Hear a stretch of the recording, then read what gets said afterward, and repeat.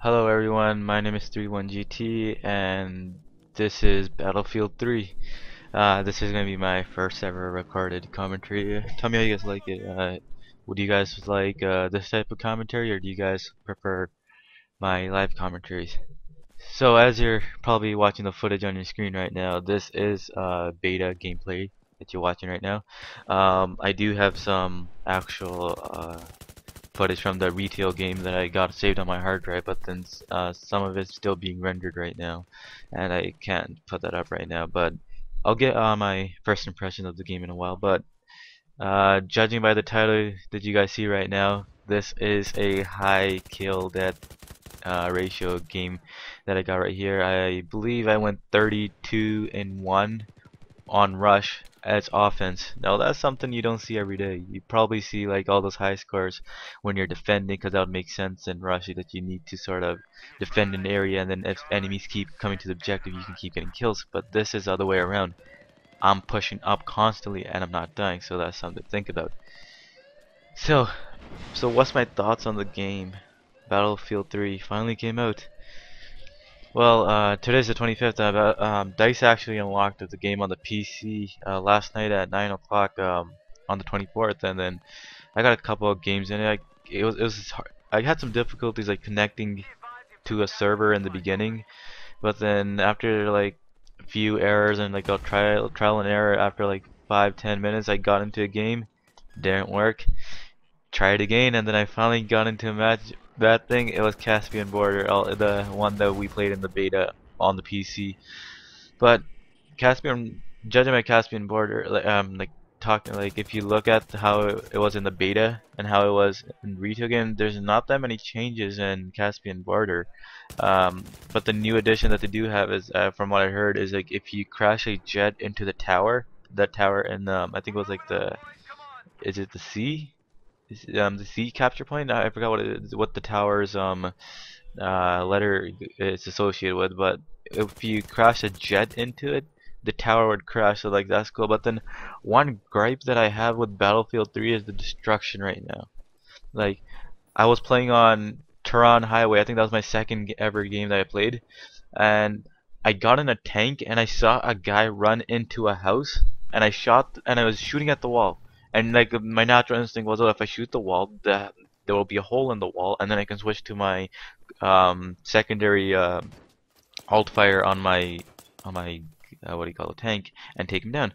But no, it didn't happen. I put 3 shots into the wall didn't collapse. But well, things like that. Like I thought it was gonna have like full destruction, but what can you do? Like some people, like reading on forums online, they're complaining about the size of the maps. Like as of right now, I haven't played Operation Firestorm yet. Like I haven't gotten into a server rotation, but the maps I have played are Caspian Border, Tehran Highway, the second France map. I don't know what it's called, Seine Crossing or something like that. I played half a round on Canals, whatever it's called, and I played 1 round on Karg Island, and then I'll talk about like what tips to doing well in Rush and Conquest. But like the size of the maps, they're pretty good. Like Karg Island, I played it. That was the last match I played right before I started recording this commentary, and dude, man, I'm telling you, I love that map. Everything works so well in there. Like, from what I heard, if you're on Rush, you spawn in, the boats come up. I don't know what it is. I haven't played Rush and Karg Island, but from like, if I only played Conquest, but like in Conquest, all the ships are already landed on the island. Like, and in the ships, there's like tanks and uh, those I'm not sure if they're Humvees or those transport vehicles, and they got like it's crazy.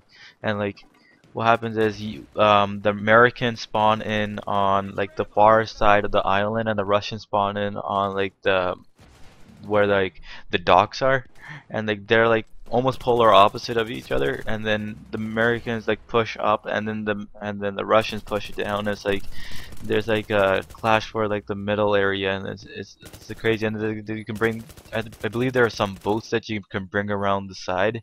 Like it's just crazy. It's like there's like jets flying overhead. And then one more thing about like jets right now.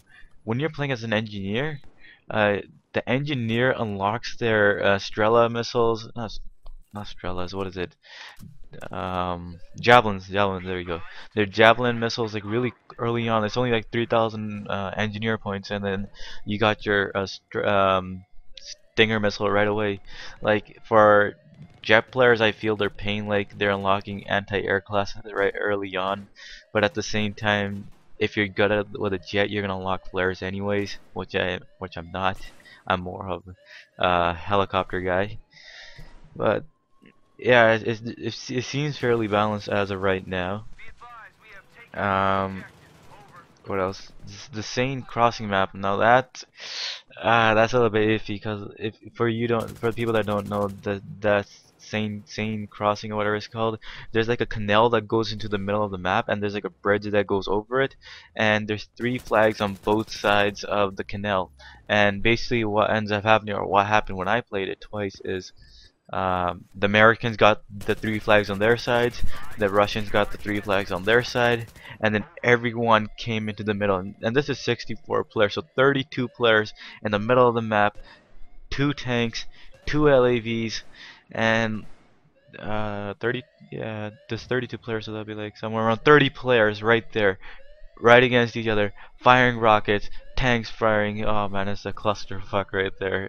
I did get a good kill death ratio on that map. Although this game isn't about kill death ratios, it's about win loss. Winning is more important than your kill death ratio. Like I will take a loss for a team. Like if I see that if I can plant an MCOM or capture a point, but at the same time it means that I will die and my KD will go down, I will do it. But in the video that you're watching, you'll see that I am taking risks. I am planting the MCOMs, and I'm playing strategically right now. Like if you look right now, I'm staying behind this barrier right now because I know that the enemies like to push up on those escalators right in the front. And then since we took both objectives, I'm like, okay, it's a safe area to reload, and then that's where I'm reloading right now. So like size for the maps that I played, they're pretty good. It's just the layout of some maps I'm not too fond of. Like the same crossing map, the flags could have maybe been split up a little bit differently, so it wasn't like 3 and 3 on each side, maybe like 2 and 2, and the other 2 are probably right in the middle, then that would have been a little bit different. Or maybe not make it so that everyone comes into the middle of the map, so like the action gets dispersed. That would have been better, but that's just one map. Karg Island is better, and Karg Island, with Karg Island being so good, it overweighs the Seine crossing map not being so good. Who knows, maybe I might end up liking Seine crossing in the end afterwards. So, tips to doing well in Rush. What you want to do is not focus so much on your kill death ratio, although that is the polar opposite of what's going on in the video that you're watching right now. But don't focus on your kill death ratio. This is not Call of Duty. If you care about your kill death ratio, go play Call of Duty. Modern Warfare 3 is coming out in 2 weeks. Go play that. This is not about it. I feel that Battlefield 3 is more team-based oriented. So like one loss is more important. Like as I said earlier, taking a loss or taking a hit on your kill death ratio is, and at the same time, if that means that you can capture a flag, do it. It'll be better for your team. Like right now, I have no clue what the hell these guys are doing. There's like 4 guys and they took out 4 guys right there. Things like that, man. Oh, yeah, I forgot to mention, you're watching Xbox 360 gameplay on the screen right now. I ended up, as I said, making my very first commentary on this channel, that I am getting this for the PC. I just tried this out with my friend. Like me and my friends were playing Battlefield 3 on the console during the open beta. Yeah, see, like right here, I don't know what happened. I was checking the corners. I decided, okay, no one's there. I'll run forward, and guess what happened? A guy killed me. What can you do? Oh yeah, on Rush, when you're defending, try to make it that you don't stay in one spot too often. Because if you stay in one spot too often, the enemies are gonna overwhelm you. Like if you kill the first guy a couple times and his friend comes along, 2 of his friends, and you kill them a couple times, then what's gonna happen? They're all 3 of them are gonna come there, and I guarantee you, all 3 of them are gonna be engineers, and they're gonna be wailing rockets at you, and you don't want that. So you may want to move. If you're defending, is move around, but make sure you're not focusing on your kill death ratio, like to maximize all the kills you can get, but is try to, if you're defending, try to defend so that your MCOM stations are really hard to capture. And that's the key to like winning rush on while you're defending, is making sure that your MCOMs are hard to defend.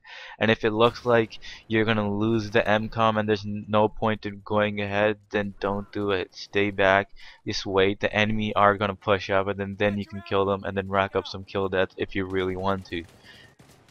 And then on